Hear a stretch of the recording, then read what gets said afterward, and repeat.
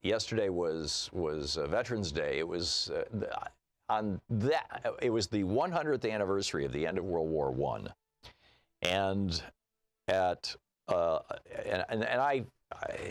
this fellow who ran a church in Detroit that Louise and I used to attend, and I ended up getting ordained in and being the pastor of for 2 years in downtown Detroit. 456 Ledyard Street was where it was.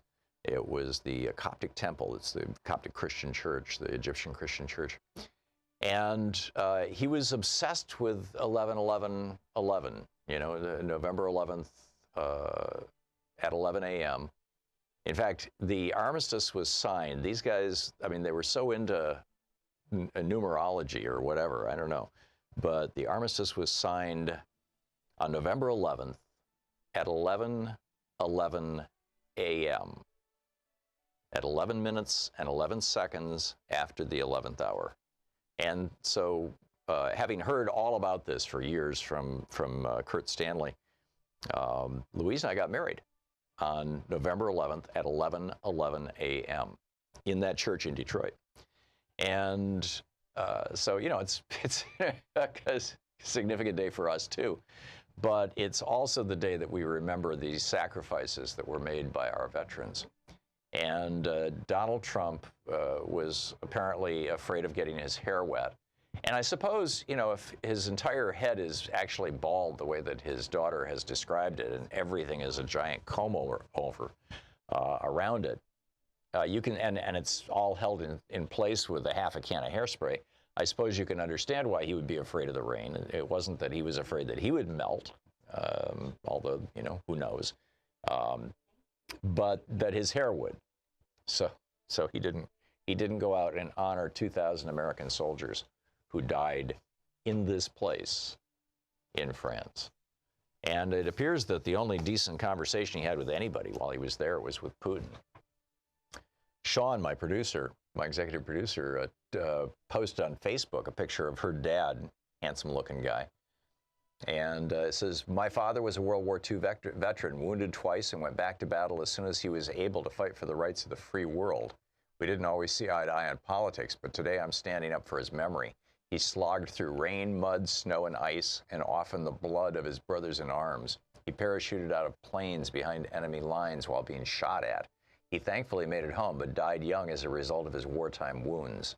Many others did not come home and rest in cemeteries in Europe. We have a, quote, leader who insults women, children, Muslims, Jews, asylum seekers, and today he insulted vets. He never served in any branch of the service, and he owes a huge debt of gratitude to all who didn't and to those who do today. He skipped a visit to the Ainsmarn, I'm mispronouncing, I'm sure it's French, American cemetery in France, where many World War I vets are buried. Why? It was raining. After Twitter erupted in protest, he visited another American cemetery for the photo op. After all, image is everything. Shame on you, 45. I love you, Dad. I'm proud of you." The brilliant post, Sean. Well done. Churchill's grandson also weighed in. So, Sean, you're in really good company. This is Nicholas Soames. He says, "They died with their face to the foe, and that pathetic, inadequate, @real Donald Trump can't even defy the weather to pay his respects to the fallen. Hashtag he is not fit to represent this great country." Wow. And, you know, thumbs up from Putin. This Julia Borger over at The Guardian writing, "In a way, the U.S. president had come to France by mistake." Turns out, you know, when the military told Trump he couldn't have his parade, he said, you know, okay, screw it. I'll go to France. They do parades really well. And he was expecting there to be a parade. There was no parade because the French have a parade for Bastille Day, but not for Armistice Day. There were no tanks, no marching bands, and so he sat in his Paris hotel room and you know, watched Fox News and tweeted, rather than going to this cemetery where 2,000 Marines were buried after being killed in the neighborhood. In France on Veterans Day weekend, it came across to the French. It came across as a snub to America's war dead by a president who had avoided military service in Vietnam, claiming to suffer from bone spurs. And so what does Trump do in memory of Veterans Day? He tweets out this morning. Must go with election night. He says large numbers of new ballots showed up out of nowhere. Many ballots are missing or forged. Well, the latter part is a complete lie. There's no evidence of any missing or forged ballots. But there are ballots still showing up because overseas voters, that is to say our military serving overseas, as long as their ballots arrive by November 16th, which is still 4 days from now, the law requires them to be counted. This 10-day extension exists for overseas voters. And that's our military. So Donald Trump this morning says the Florida election should be called in favor of Rick Scott and Ron DeSantis, and that large numbers of new ballots showed up out of nowhere, and many ballots are missing or forged. An honest vote count is no longer possible.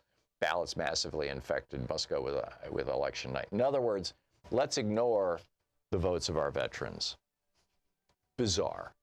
I mean, it's just absolutely bizarre.